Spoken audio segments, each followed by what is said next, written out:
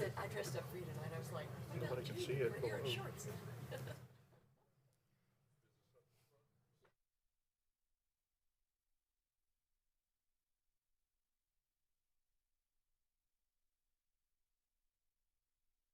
Evening, we will call the meeting to order. This is the February 17th, 2026 meeting of the Williamson County Board of Education. Welcome, everyone. First order of business is our recording attendance. Board members, please record on your devices. There are 12 members present. Thank you. We'll have our Pledge of Allegiance led by Dan Cash, followed by a moment of silence. Please stand.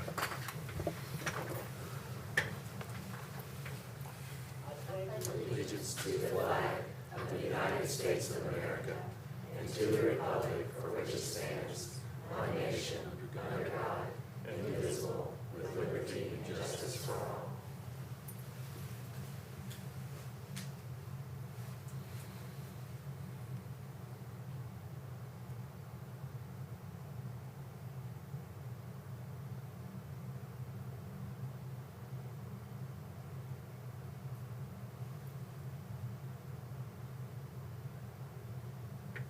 Thank you. You may be seated.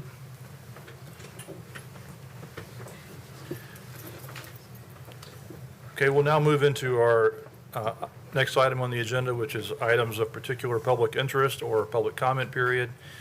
We have 7 speakers who signed up for the evening, so that will allow each speaker up to 3 minutes if you choose. I will ask each speaker to pay attention to the monitor that's on the podium that keeps track of your time, so be watching that throughout so you can know where you stand with that. I will call 2 speakers at a time, and if the second person can be ready when the previous person finishes, and just come on up to the podium. Our first 2 speakers are Brad Davis and Steve Hickey.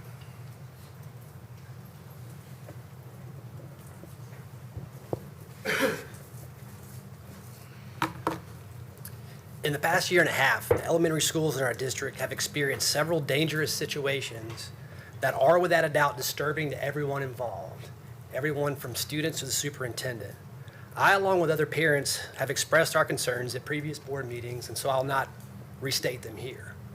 But recently I learned of another recurring concern that's nearly as troubling as the others and is much more common than I realized. As I've spoken with parents and students across the county, it seems that no matter which school they are from, certain children have a tendency to get upset and at times physically destroy the classroom. I was told they do so in such an explosive and dangerous manner that teachers are forced to evacuate the classroom for student safety. The parents and students tell me it's the same children doing this over and over again. After 18 months into looking into these safety concerns within our districts, I thought I'd found the solution. Recently, I reached out to a friend who's a principal in a nearby county, and they have behavioral modification classrooms in many of their elementary schools. These are separate classrooms led by a licensed teacher where students who continually exhibit level 4 misbehaviors are placed. They're therapeutic interventional classroom environments.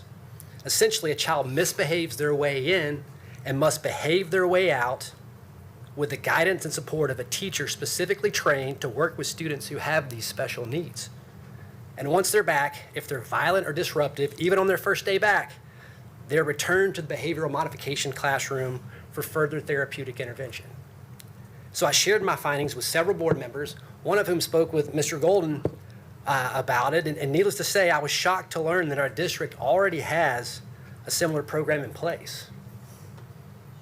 So Mr. Golden, since we have a program like this in place currently, what's keeping it from being listed as a disciplinary option in the Code of Conduct under level 4 misbehaviors? What's preventing teachers and principals in our district from using this educational tool when the situation warrants?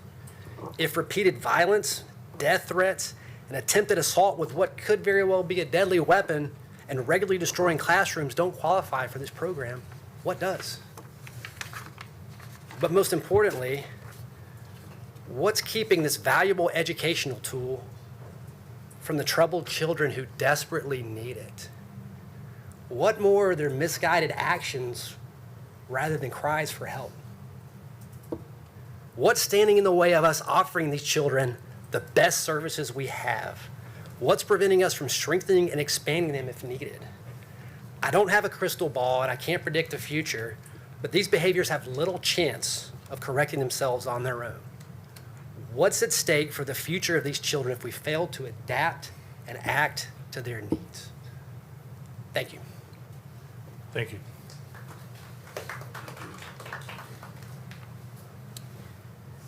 Good evening, members of the school board. I'm Steve Hickey from Franklin, Tennessee. I'm here on behalf of the Williamson County Republican Party. What would happen if any of us decided not to show up for work? We certainly wouldn't get paid for that absence, and we might get fired. We all know there are consequences for abrogating our responsibilities. It is therefore puzzling that Williamson County Schools has no policy for students who leave school without proper authorization to protest some matter. School is about book learning, yes, but it's also about learning those intangibles in life: punctuality, responsibility, self-control. I would ask, what message are we sending to these truant students? That so long as you feel justified, you can do whatever you want? That if social media endorses something, you are free to do that? What are the long-term ramifications for society if that is the lesson Williamson County Schools is sending its students? Beyond the obvious negative validation this provides students, what legal jeopardy does Williamson County Schools incur, and by extension all Williamson County taxpayers, should something happen to when students leave school without permission? Are we operating our school system are we opening our school system to a lawsuit for failure to perform in loco parentis responsibilities? And no, an excuse note after the fact is not going to cover your butts.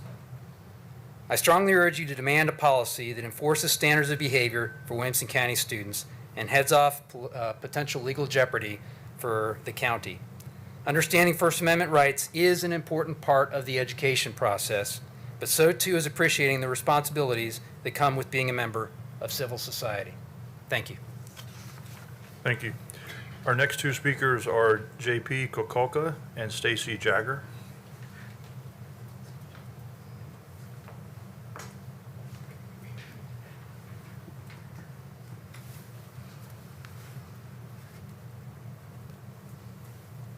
Members of the school board and attendees, my name is JP Kokolka and I'm a junior at Ravenwood High School. I'm grateful for the opportunity the board has granted to me to speak with all of you today. Since I was 8 years old, I've always dreamed of being a neurosurgeon. I felt drawn to its prestige, but more importantly, the chance to help others. I structured my high school career around that one goal, and I believed that I had found my purpose. Then two of my friends and future teammates, Arnav Khanna and Ricky Gu, encouraged me to join DECA. DECA's mission is straightforward. DECA prepares emerging leaders and entrepreneurs for careers in marketing, finance, hospitality, and management in high schools and colleges around the globe. But this definition falls short of describing the ineffable opportunities presented within this organization. I've learned to analyze complex business problems, present solutions under immense pressure, and think critically. I discovered confidence speaking to industry professionals and judges, learning how to lead a team and turn feedback into growth. But most importantly, I've discovered a new vision for my future. Today, I aspire to become an entrepreneur and eventually a corporate lawyer, someone that will one day develop necessary systems to expand legal access and efficiency. I've built some of my closest friendships through late-night DECA calls, early mornings during conferences, and countless shared experiences. These aren't just teammates, they're the future of leaders, attorneys, and innovators. In Williamson County alone, hundreds of students are a part of this organization, and across Tennessee, thousands are being equipped with the necessary career readiness skills acquired to be successful. As a district, we have an incredible opportunity. We can do more to highlight the accomplishments of our DECA students and support them. We can continue investing in chapters across our schools so that every student, regardless of their background, has access to these transformative experiences. In a recent survey our team conducted, 78.6% of students said the workload is heavy, and over 80% said that they hadn't received a noticeable change in the workload. I don't believe it represents a lack of effort from either end, but a lack of communication between teachers and students, where no one is at fault. I believe this is an opportunity to have teachers and students work together to redefine what a manageable workload really looks like and how we can better communicate expectations during conference weekends. I don't feel as if students should be punished through extensive, stressful workloads for trying to further their career education, but we should still hold learning accountable. As I pursue the endeavor of candidacy for the esteemed title of a DECA State Officer, I carry not just my own story, but I carry the stories of hundreds of students whose futures have also been shaped by this program. I ask that we continue to champion and elevate CTSOs, especially DECA, within our district and across the state, so that even more students can discover opportunities they never knew existed. Thank you for your time and commitment to supporting students like me.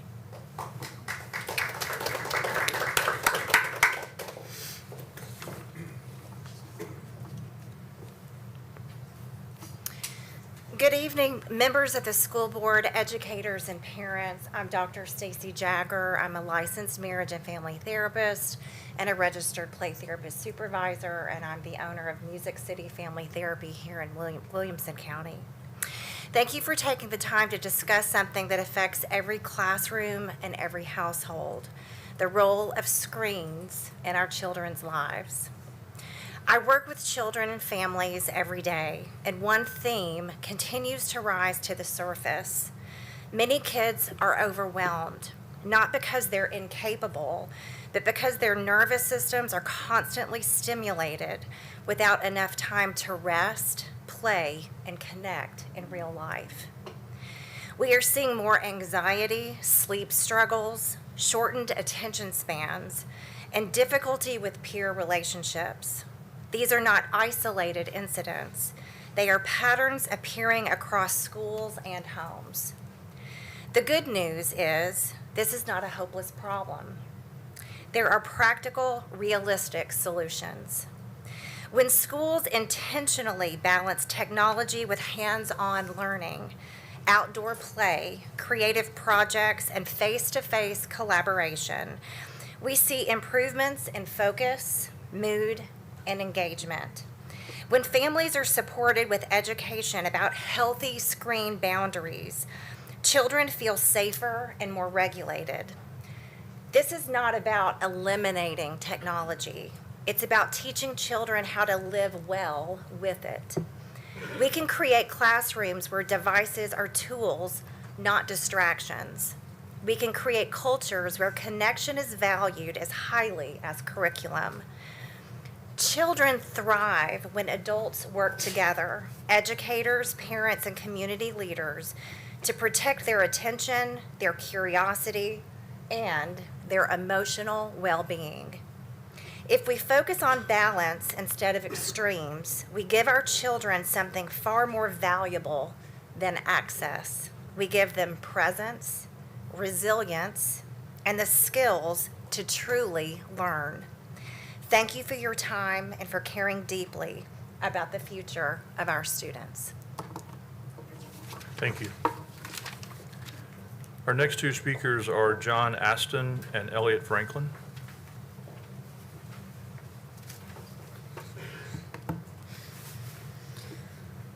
Good evening, Board Trustees. My name is John Aston, and I'm a junior at Ravenwood High School.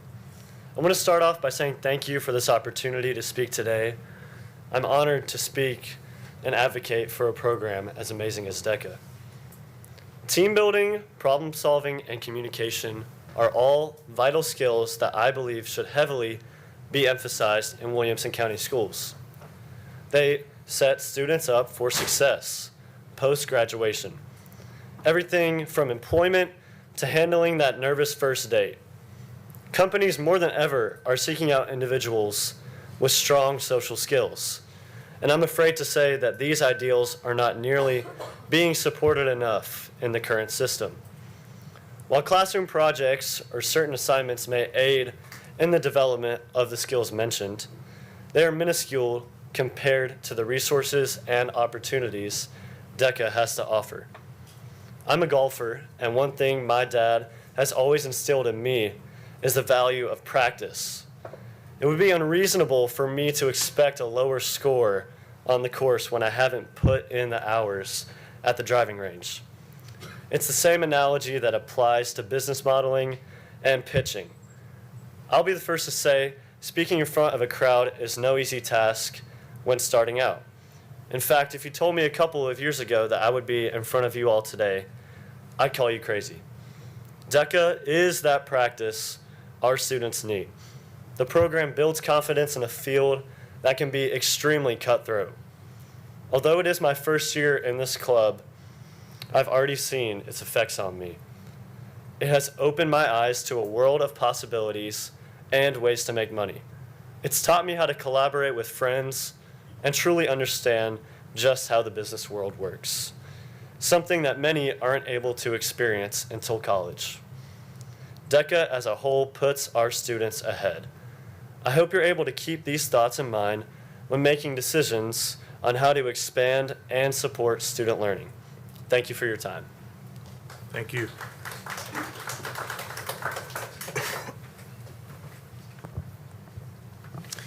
Good evening. My name is Elliot Franklin. I want to talk about Board Policy 6306, talking about disruption of school activities.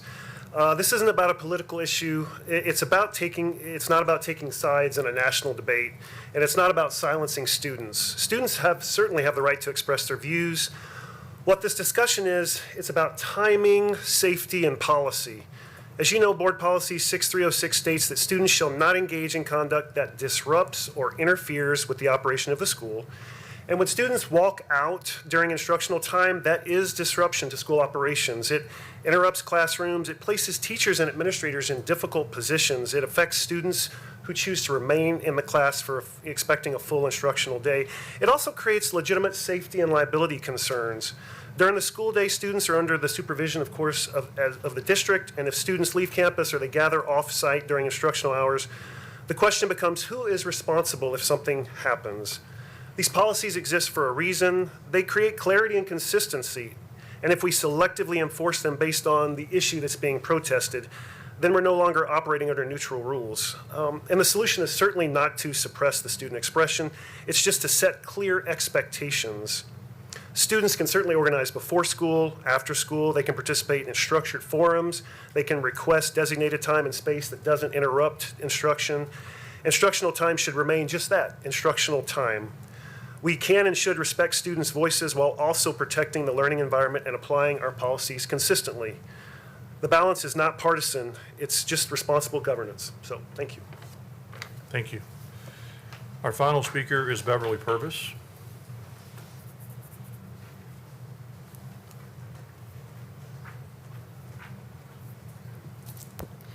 Good evening, school board members. Right now, as the Tennessee General Assembly is in session, decisions are being made that will shape the future of public education across our state. Those decisions will affect Tennessee students, educators, and communities, not just in policy language or legislative text, but in real and immediate ways. At this moment, the voices of locally elected school boards matter more than ever because you bring credibility, context, and lived experience to conversations happening at the state level, grounding big decisions in the real needs of students and schools. The work you do matters, not in the abstract, but in classrooms, cafeterias, bus routes, and living rooms across our community. I'm here tonight on behalf of the educators and school staff who serve students in this community, but more importantly, in alignment with a belief I know that we share. Strong schools are built when people work together, and that working together is how we make this community the best place in which to live, teach, and learn. That belief sits at the center of a simple truth: working together works. It works when school boards, educators, parents, and communities are aligned around what students need to thrive, not politics or sound bites, but stability, trust, and opportunity.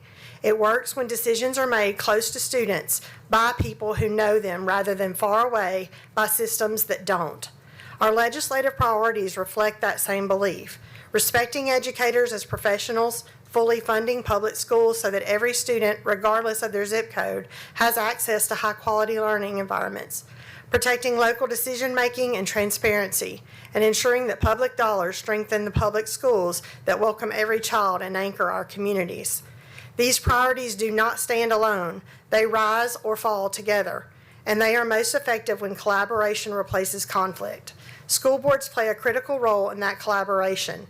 You are the bridge between policy and practice, between community expectations and classroom realities. When educators are included early, when their expertise is valued rather than managed, outcomes improve, morale improves, and retention improves. Students feel the difference. Working together works because it replaces suspicion with trust and division with shared responsibility.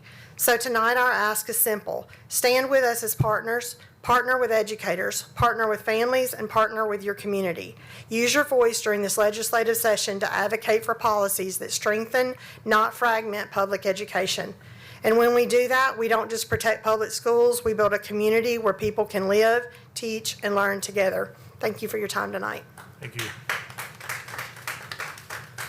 Thank you to all of our speakers, in particular JP and John. Thank you, our students. Thank you for being here.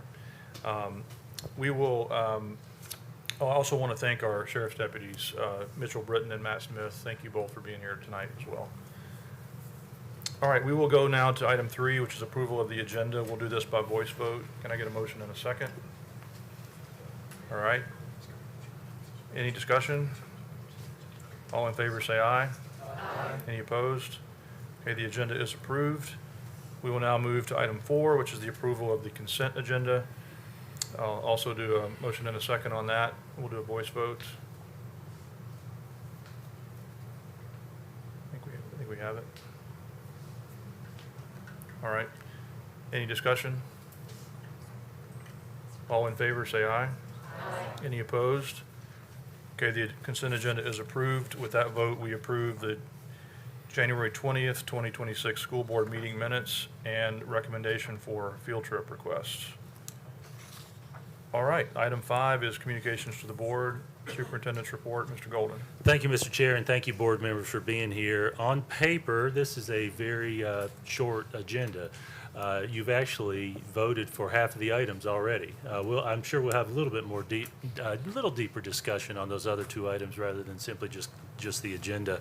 But I did want to thank our public speakers, just as you did, Mr. Chair, especially the students. DECA, Distributive Education Clubs of America, is one of our school clubs that focuses on business and business-related opportunities, business-related skills, and it's a really great program. And you reminded me, sir, of when you mentioned public speaking, that over the years there might be these surveys over what's the greatest fear of adults, and public speaking is usually in the top 2 or 3 of those fears. It's great to see those examples of our students developing and even eliminating or at least managing those fears even before they finish high school. So that was great to hear. Mr. Chair, we also had some public comments related to student walkouts and demonstrations. I did want to mention to you all some detail. We actually published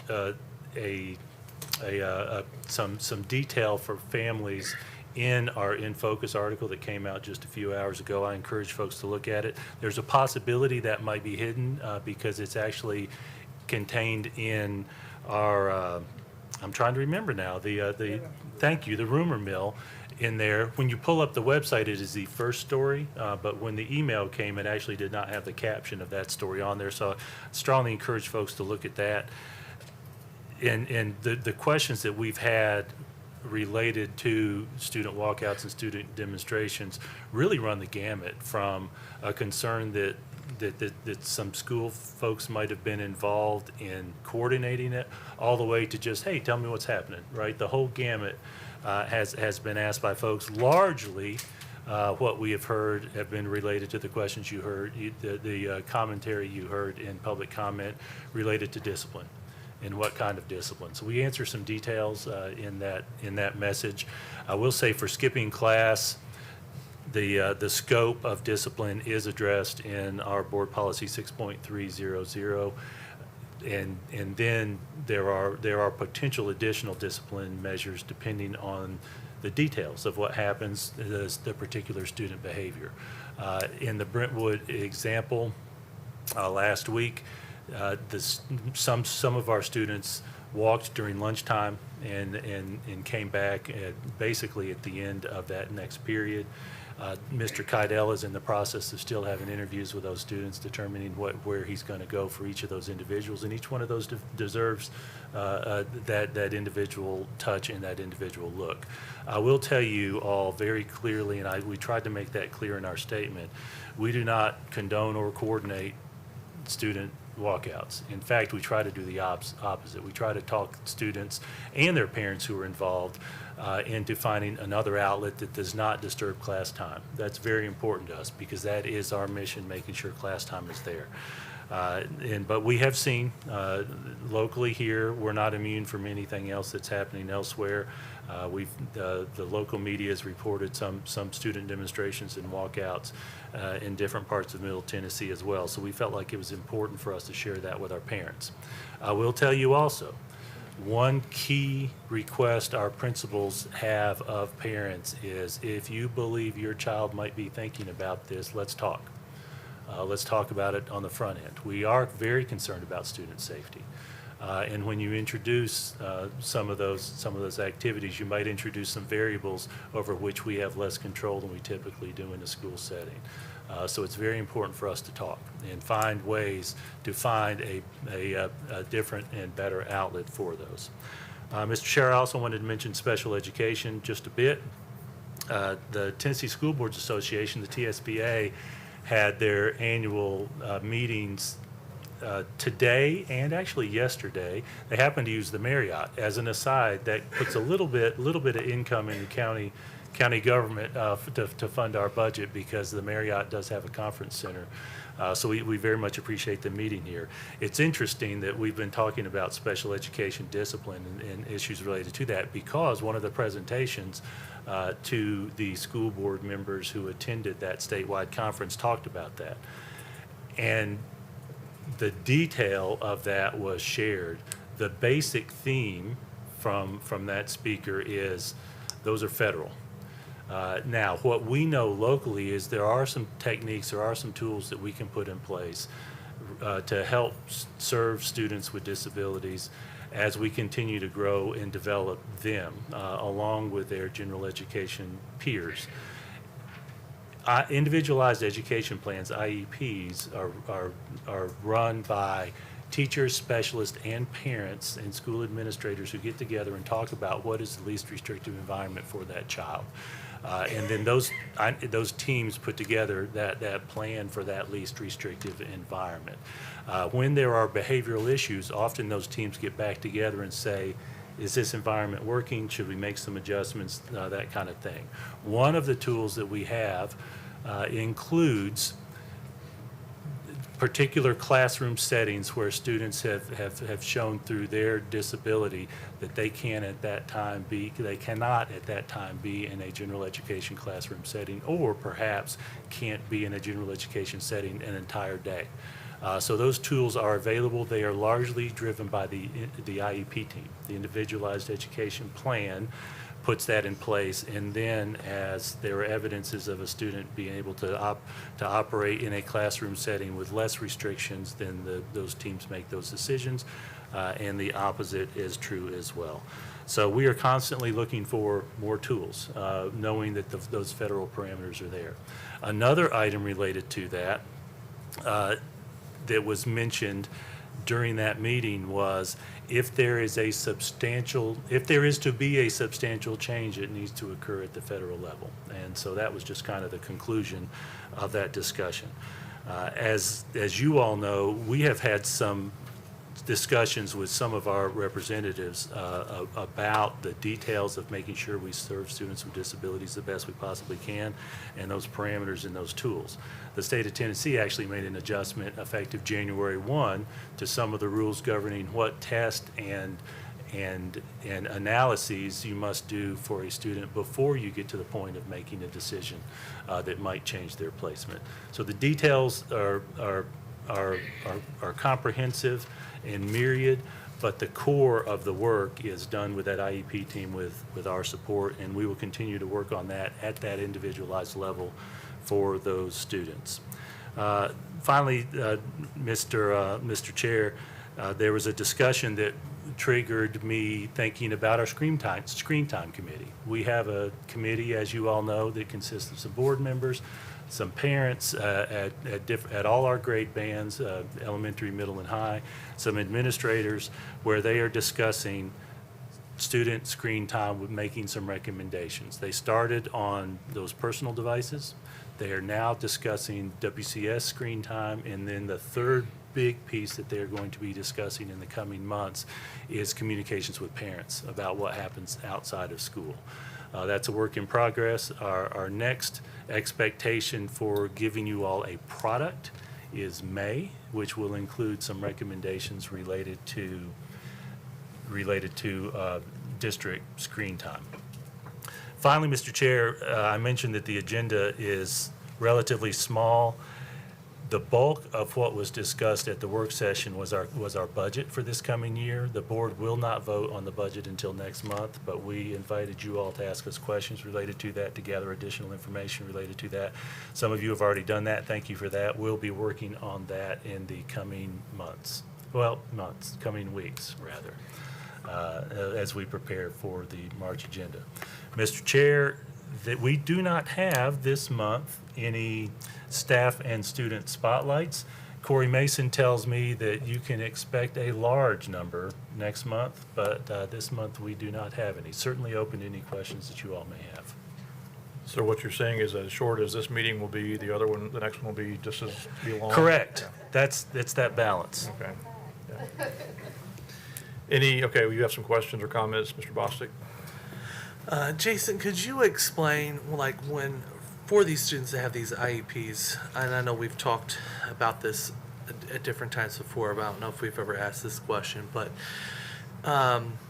when a student, I guess regardless of IEP status, does something, a violation that would qualify them to go to, like, let's say the ALC, are IEP students exempt from that? And if they're not, are we able to accommodate their IEP things that are dictated in there for them to receive, like with SLPs, OTs, whatever the different therapies or whatever might be, so that they can go to the ALC if it's been determined that that would be an effective position to take? Or is that something that can stop them from staying there, like because they can't fulfill their IEP needs? Thank you for that question, and your question actually prompts some of the detail that I mentioned. A student who has an IEP must receive services every day of school except for 10 days throughout the school year. So I'm going to speak to that example on the flip side. If a student with an IEP engages in a behavior that's a violation of a school rule, the maximum amount of time schools can remove them from their services, which are defined in the IEP, which might include a general education classroom setting, is 10 days in an entire school year. That's step one, but it takes some permutations. If a student engages in behavior that would justify an assignment to the Alternative Learning Center, the ALC, a fight, a zero tolerance offense, etc., if that behavior is not a manifestation of their disability, they could receive the same discipline that a student without an IEP would receive. And so there's a team, the federal structure, they would meet and talk about the behavior and discuss. Parents participate in this process as well. Is this behavior a manifestation of the disability? If it is a manifestation, you're back to that 10-day rule. No more than 10 days total throughout the school year. If it's not, they would receive that discipline. There's another step beyond that. There were 3 particular behaviors that go from 10 days to 45 days. And that includes possession of illegal drugs, possession of a weapon, or causing substantial bodily injury. If a particular behavior there, which I think of as federal zero tolerance offenses to parallel with the state law, is just the way I process it. If one of those behaviors is a manifestation, then a school can remove that child, that student, from from that particular school for up to 45 days, provided they continue to provide services. And in the meantime, the expectation is that they talk and meet, do any testing they need to determine, might we need to make a change in the IEP to address this behavior so that there are appropriate interventions in place. So that's a very much a thumbnail sketch. The short answer to your question is maybe, but it depends on whether it's a manifestation of a disability or Different not. factors, yeah. Being removed from services, it's an interesting way to say it. I totally get what you're saying there. Now, if they're at the ALC, is that automatically they can't receive their services there, or is that something where I'm just wondering, like, if there was a way through the budget to like staff that with the appropriate people to be able to provide those services. But I understand if one of them is like, that they're in a general education classroom. Okay. Obviously, the ALC I don't think would be considered general education, right? Yeah. That's correct. We do have, from time to time, students with disabilities who do spend time at the ALC. Number one, if it's not a manifestation of the disability, then they do attend the ALC if the behaviors, if it's within that parameter. And we do provide those services to students at the ALC. So we do have that continued responsibility to provide those services. But to your point, the details of the IEP really drive that, because if it is in a general classroom setting, or if there's something about a particular course that they must have access to, or particular services, we do have to brainstorm that. So the answer is it's individualized. Some students, yes, we can provide all those services at the ALC. But again, it depends on the language of the ALC. I mean, the language of the IEP. Yeah. Federal stuff we have to deal with. Some of that. Thanks. Mr. Galbraith? Thank you, Mr. Chair. So Jason, talking about the kind of the mass skipping of school. So I think one of the speakers mentioned that that we needed a policy. We may very well, and I believe we will bring this up at our next policy committee meeting. But like, I guess right now, I wouldn't say it's accurate that we don't have policies that cover this. We don't speak to anything like this specifically. So we have plenty of policies that cover it. We've got the attendance policy 6.200, the policy, the code of conduct that you mentioned, 6.300. 6.306 was mentioned. I'm not sure that specifically talks about disrupting. I mean, the alternative or the consequence there was to actually remove the student from the classroom or suspend them, which we can talk about that, I guess, of whether or not that applies. But I guess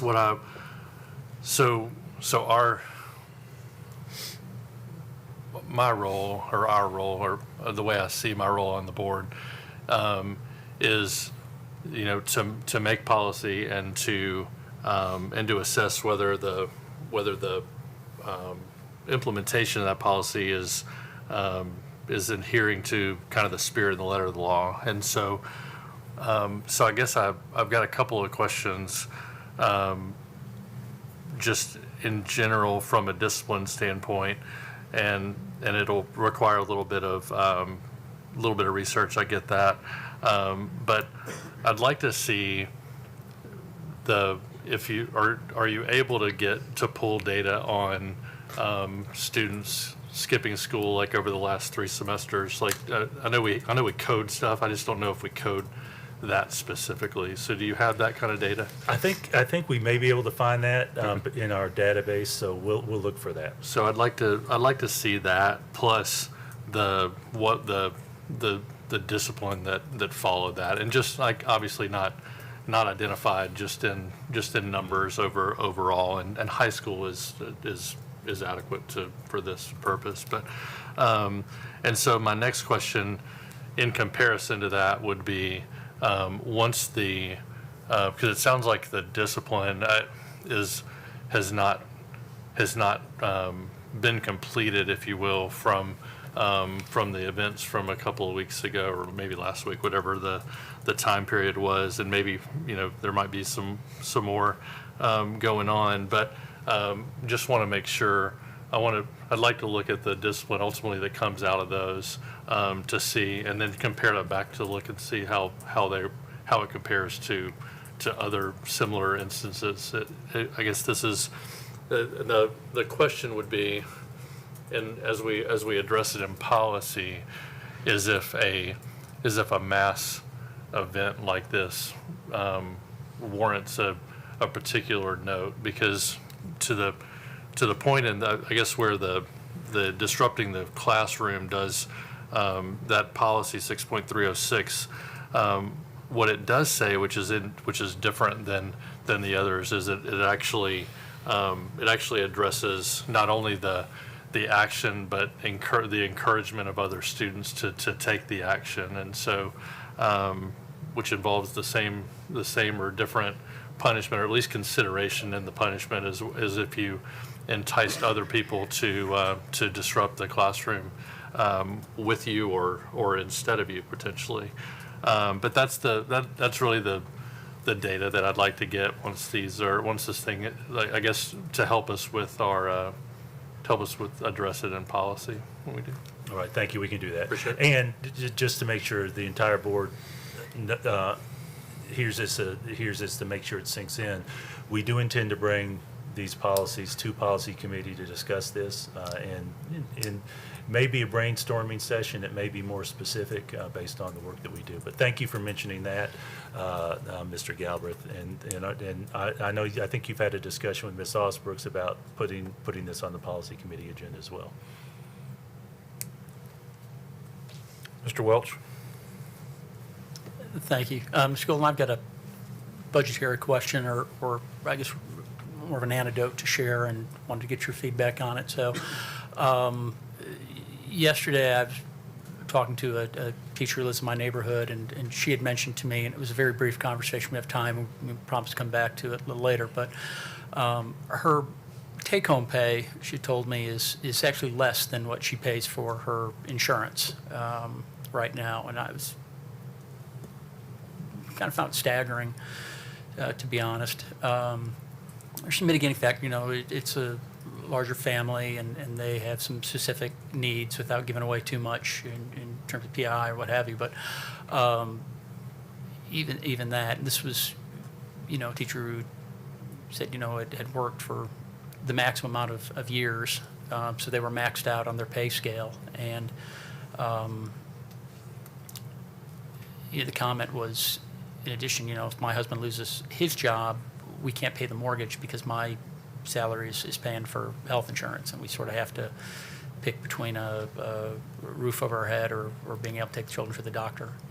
And then the statement was made, and I don't know if this is accurate or not, which is why I want to bring it to you, was sort of comparing to a neighboring county and making the observation that, they're on the state plan.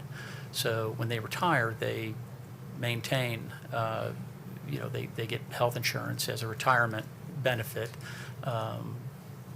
similar to what my dad did when he retired from the military. In that sense, he says, when we retire from Williamson County Schools, we just lose our health insurance. A little bit different that way. So I bring it up now just because, to your point, we had talked about the budget the other week and some of the considerations and everything else. I know health expense is a huge portion of that, up there with the salary, probably our top two items. And so wanted to drop that anecdote and kind of start that conversation, maybe get a little bit of your feedback on that tonight. Thank you for that. The pay range for a bachelor's for a full-time teacher ranges from $51,102 to $76,578, from 0 experience to 21. And there are some off the chart who might have gotten a pay raise, who have gotten a pay raise since then. I will tell you, and Ms. Hall, I'm going to double check with you, be thinking about this. I think it's very possible that if someone has some health conditions in a large family with multiple health conditions, it's very possible that the bulk of their income might be consumed with medical bills. from an insurance perspective, I can't see, based on the county structure, that the insurance premiums themselves would consume the salary. So my guess is, just off the top of my head, that there may be some, there probably are some families where a large portion, if of their income is consumed with medical bills, if in fact there are serious medical bills. We are in a self-insured plan with county government. You all have seen those budget numbers, that is in the multiple tens of millions that we spend annually in returning those funds to the county for them to manage that plan. Years ago, we did have a provision, and this was quite common in Tennessee at the time, where when somebody retires, they could maintain their insurance, pay the premiums, and still have that health insurance benefit. And then, I'm speaking generally, so I may not be exactly right on the insurance terminology.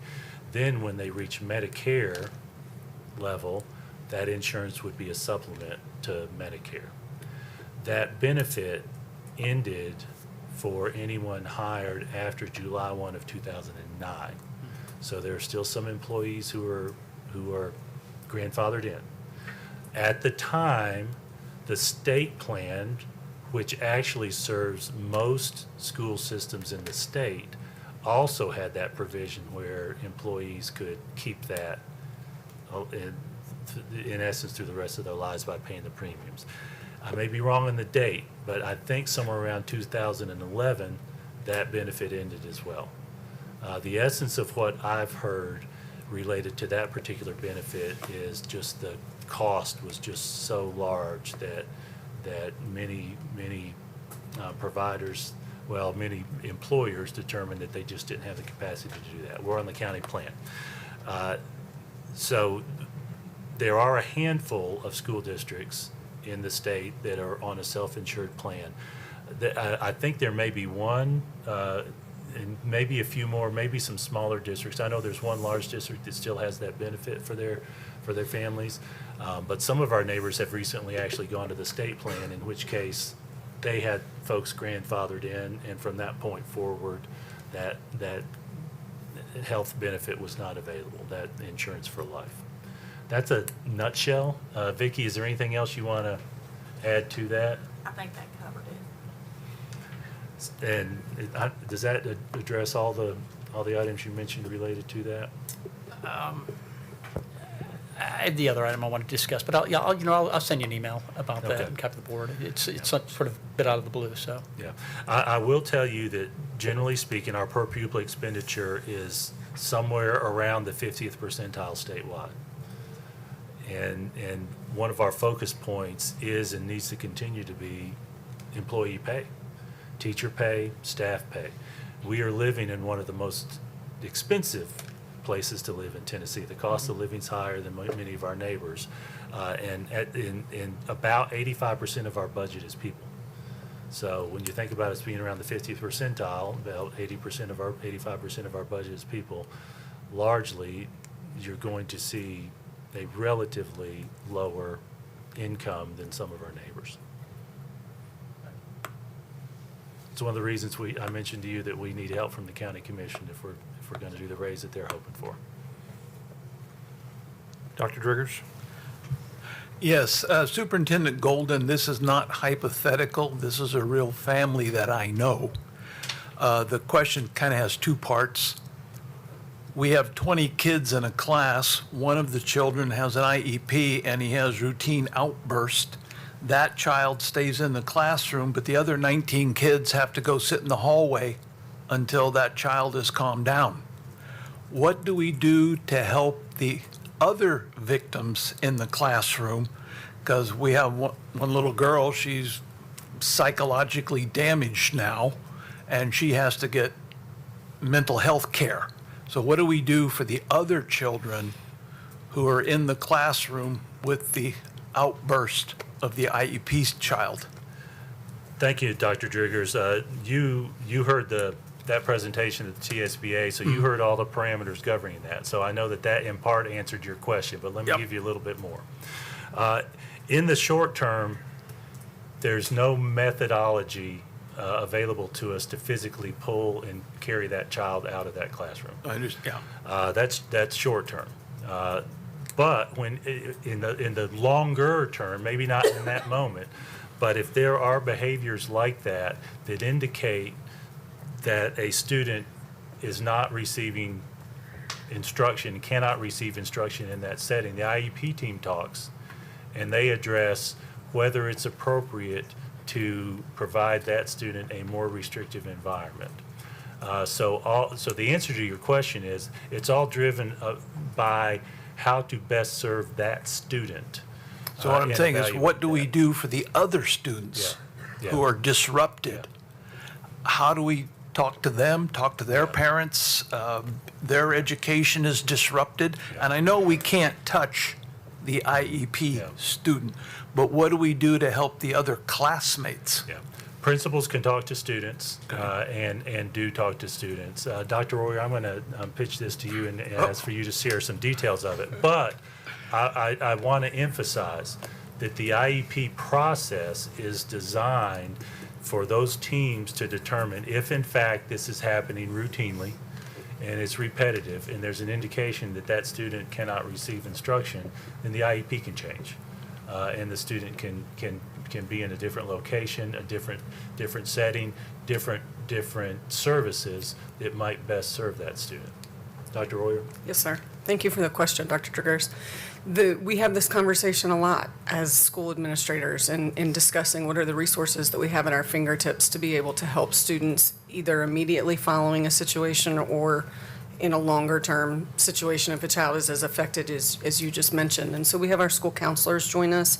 Often our classroom teachers are able to huddle up and do what we think of as a circle or sit on the mat or talk about our feelings sitting in the desks.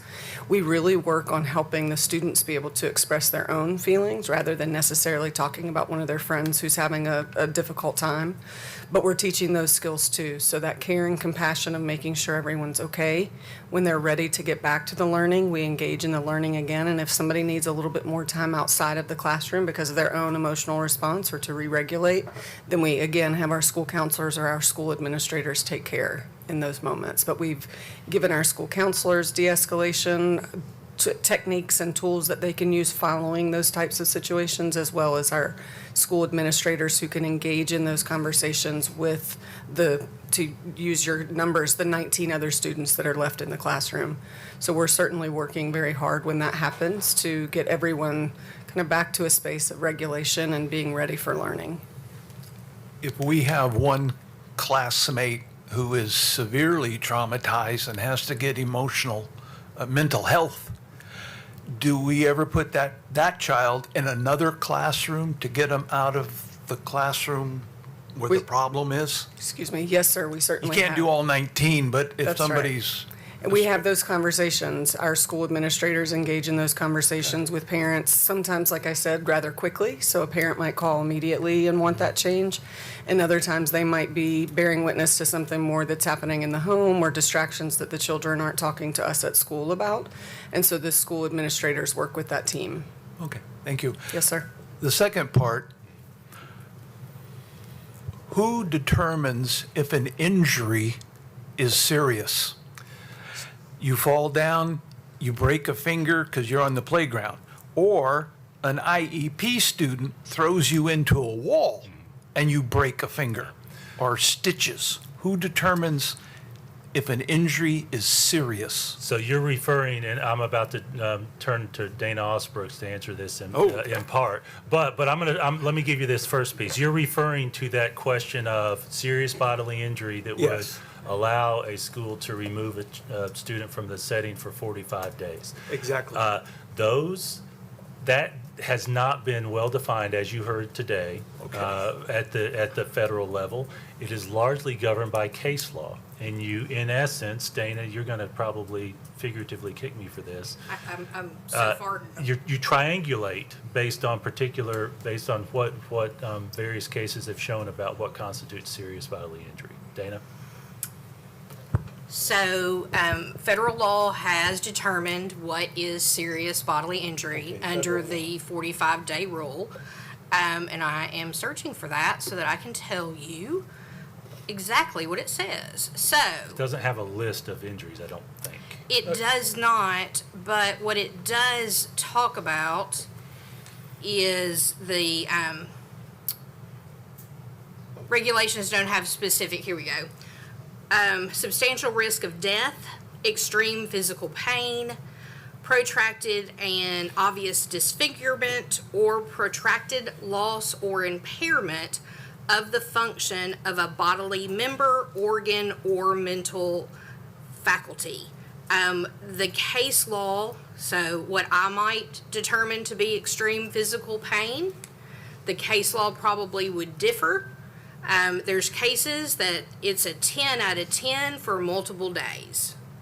Well, that is, that to me is beyond extreme. So to Superintendent Golden's point, it is from case law. That is one thing that we do train on with our administrators, our special education professionals, because that definition is different than what an average person would probably consider a serious bodily injury. Thank you. That's all I had. Thank you. Thank you. Ms. Clements? Thank you. I want to kind of go back to the insurance. I had a quick question. I know that we are on the county plan and that Williamson County Schools, our employees kind of carry the lion's share of that plan. And so I'm curious, I know recently we learned that the county has a board that determines all the insurance plans and makes decisions on that. And, you know, we've learned that we don't have anybody from our school system on that board. Have we moved closer to having a representative from the Williamson County Schools on that? We do attend their meetings. It's actually the Purchasing and Insurance Committee, and that consists of county commissioners. And if I'm not mistaken, the administration has a representative as well, or maybe not a voting representative at that particular meeting. But it is a county commission meeting. To answer your question, I don't know that we've made any progress towards them choosing to do that. They do make decisions on an annual basis on who sits on that committee. I'll give you one example. Mayor Anderson, who is not a commissioner, is a member of the budget committee, so that chief executive participates there. Dana and Vicki and Rachel, I know you all attend some various meetings. Are there any county commission committees that include any non-commissioner representatives? I'm going to look to Attorney Cook to make sure Oh, I'm thank you, Mr. Cook. correct. But I believe Purchasing and Insurance is one of the committees that statutorily the county mayor appoints. And it only consists of county commissioners. To my knowledge, in the last 20 years, there's never been a school representative on the committee, but there are public meetings and we do attend. Other than just adding that the makeup of it is actually set by a local rule. Okay. But other than that, Dana's absolutely correct. A local rule that's set by the county commission? is that Correct. Right, okay. Anything else? No, sir. Mr. Cash? Yeah, thank you, Mr. Chair. Mr. Golden, I just have a quick question on the IEP. Say in the situation we have a recurring problem with a child, how long is the process to change that IEP? It varies and it's individualized. I'm trying to think about try to give you a range of it. Ms. Sosbrooks, I'm going to turn to you also, if you can speak to maybe the potential extremes of the range of time it may take. So it will depend, Mr. Cash, if the child already has an IEP, then we have adequate notice that we have to give the parents, guardians, as well as team members to have a meeting. If the parent requests a meeting, there's also a timeline that it has to occur. Those are relatively short timelines, 10-ish days to have the meeting. where sometimes, and if all of the data, that is sometimes what is frustrating or appears to be frustrating for those involved, because we don't necessarily move quickly. We do make data-driven decisions. So for instance, if this is a new behavior, then there would be data, different ways we collect that. Could be a functional behavior assessment. Those take time. Could be, but with that being said, even in the interim, there are things that can be done. The most important step every single time is for the IEP team to come together. So I would, board members, encourage you, when you hear from parents or guardians who are frustrated, who want some answers, if their child has a IEP, please first ask them to contact the file holder to ask for a meeting, because that's the team that's got to sit around the table to make any of the decisions under federal law. So it could be as quickly as 10 days, Mr. Cash, if there are evaluations that have to happen or data that needs to be taken to get a complete answer, and that's my language. There could be some steps in the interim, but it could be 45, 60 days. Just depends. Each case, as Superintendent Golden said, is individual. Depends on what we know at the time the team comes together and what additional data we need to make an informed decision. Those of you who attended the TSBA meeting today also heard that there's something called quote-unquote stay put. And that provision establishes that if there's a disagreement over an IEP, then the student stays and maintains those same services while that is being addressed. And typically, that's going to involve the court. That's right. Dispute. So not, just want to be clear, not a dispute around the table. If the court is involved, stay put comes into play. Well, my question was a recurring student with an IEP. Yeah. Most of them that do this have an IEP. That's right. That's where I think we lack, is the time frame it takes to do something with that child to protect the other children. And I know I've spoken with you, Mr. Golden, a lot of times about this. But it's that time period where this recurs again and again. And it may not happen in a classroom, it may happen in the middle of a hallway. That time period to change that IEP to be able to service that child is, something's got to shrink on that. Something's got to happen much faster. And to protect our students. Because when we evacuate a class, the kids are all moved, they're disrupted, they go to the library or maybe go to other classrooms or whatever, staff says they need to do. But it is a disruption. So they're losing out on class time too. So that time period, and I know how bogged down IEPs get. With every principal I've talked to, IEPs are, it's ongoing, never ending. But that time period in there, when we have a recurring problem, something needs to be done as soon as possible for the sake of staff and everyone else, including the students. Thank you. Thank you. Mr. Beasley? Yes, just really quick on the walkout that we had the other day.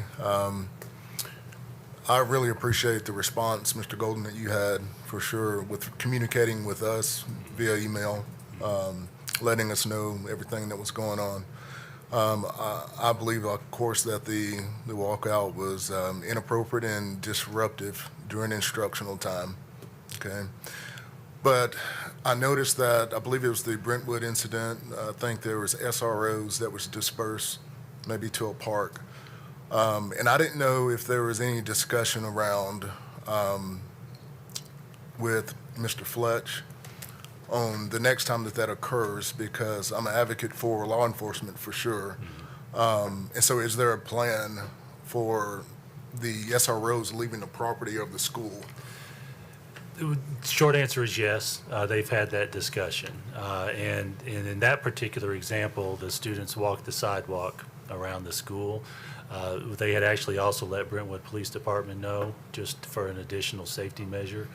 We know when a student is on our campus, that's our responsibility. If we're concerned about something that's headed off campus, we make sure the local law enforcement knows as well. So we coordinate that where our SROs are focused on, generally speaking, and Mr. Fletcher can share some detail, because there are also some reciprocal relationships between different law enforcement agencies to work together. Those SROs have that primary responsibility for campus, but if they see an issue, my understanding is they're going to make sure they address it, because they do have jurisdiction across the county. Thank you. I just didn't want the schools, the properties to be vulnerable during a time like that. Yeah, they remained there proverbially with 1 foot in, 1 foot out, and they were still at that campus. That particular campus also has 2 schools with multiple SROs, but that's not going to happen everywhere. That's right. Yeah. Thank you.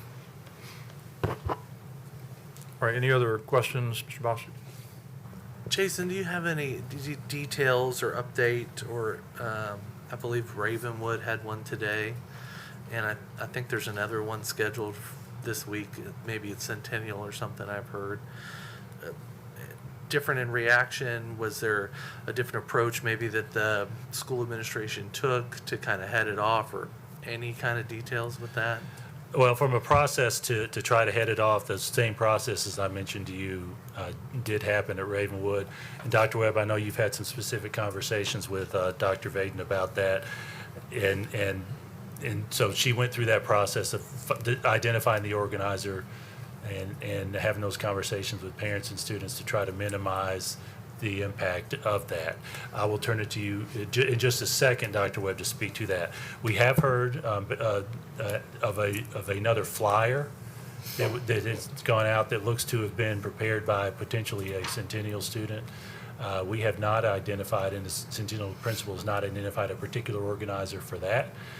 So that will involve a broader communication to the community as a whole, to make sure that we address it as much as we possibly can. To your point, to head it off, to try to redirect, and to let students know what the consequences are if they engage in that. Dr. Webb? That's exactly right, Mr. Golden. So similar process was followed with Ravenwood High School today. There were approximately, I think, less than 50 students who Dr. Vaden had communicated, the principal at Ravenwood had communicated with the organizer and some of the student leaders who planned on participating, as well as their parents. Today, those students didn't walk out of class. They checked out with parent permission prior to the last period of the day, signed out in the attendance office, and left campus. And my understanding is they had demonstrations somewhere off campus. Gotcha. And they all signed out with their parents? The principal was following up this afternoon, but based on the number of notes that came in, there were actually fewer students who left than notes that came in with parent permission. But she's double checking those. This was this afternoon, and will tomorrow morning, and then she'll follow up with me following. Yeah, I did have some parents send me some screenshots from a giant text thread with the organizers and the students talking about that, and actually talking about how to fill out the sign out thing with your parent and then deleting it from your parent's phone and all of that type of stuff. So they need to know that some of those might not be legitimate. Thank you for that heads up. So they're getting on to us. They know what you're looking for. There's nothing new under the sun. Any other questions or comments? All right, there is no board chair report for tonight, so we'll move on to new business. First item is approval of the family tuition rate for 2026 27. Mr. Golden? Thank you, Mr. Chair. As I mentioned at the work session, we have an annual request of you to establish the family tuition rate based on the state rules governing us, and we have an SOP related to that as well.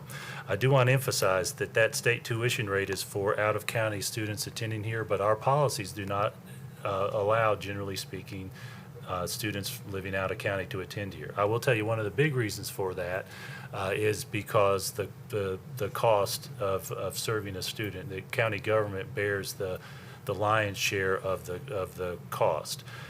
That tuition rate is applicable. For example, if a student moves out of district, we do have a policy allowing them to finish the school year, or if they're a rising senior, to finish their career here and pay that tuition based on the proposition that they've been here and it's good for them to finish. Or if somebody's moving in and they have a non-contingent contract and they haven't actually moved into the house yet, they might pay those funds up on the front end, and then when they move in that semester, those funds are returned to them. So do recommend approval for the state tuition rate based on those numbers that we have there, based on the per pupil revenue and expenditure. All right, we do have a motion and a second. Any discussion? I do have a question, Mr. Golden. Do you have the numbers off the top of your head of the number of employees who live out of county who bring their child to Williamson County schools? I don't have that off the top of my head, but Ms. Hall, Rachel actually does. Rachel Farmer, our CFO. We had for 25-26, 216 employees that have benefited from it. Employees' children's attending that are paying tuition are 132, and then we have 168 employees' children who have passed the 5 years and no longer pay the tuition. And Mr. Chair, thank you for asking that question. We do have a board policy that allows full-time employees to bring their children here with that payment of tuition on that memo. So do you have the rough numbers on what we're generating in revenue? The last 3 years, the average is $143,000. Okay. I, for one, have always had a kind of an issue with us charging our employees to bring their kids into our schools, but maybe something we can talk about when budget comes up next month. Any other questions or comments? All right, we're ready to vote.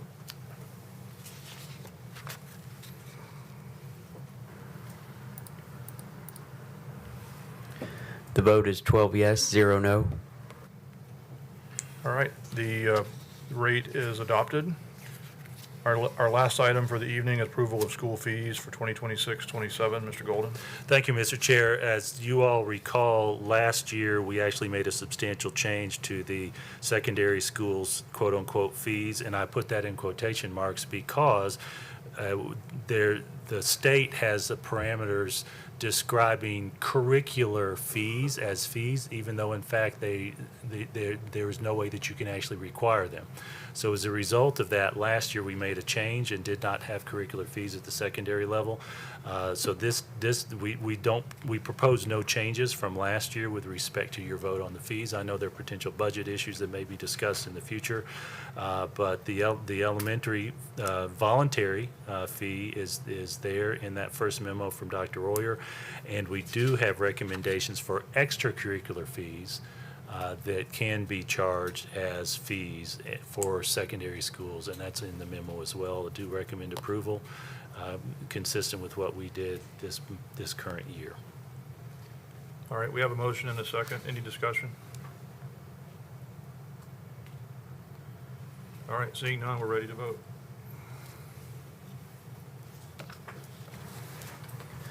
The vote is 12 yes, 0 no.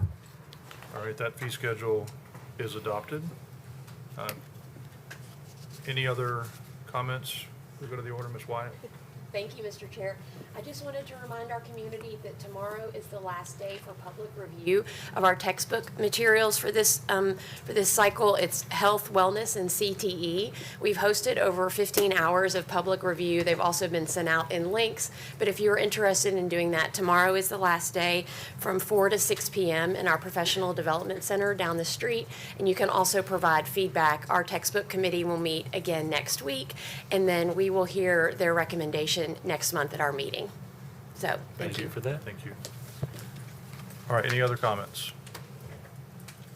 Okay, we are adjourned. thank you. I wasn't sure where that went in the agenda. Well, I felt like if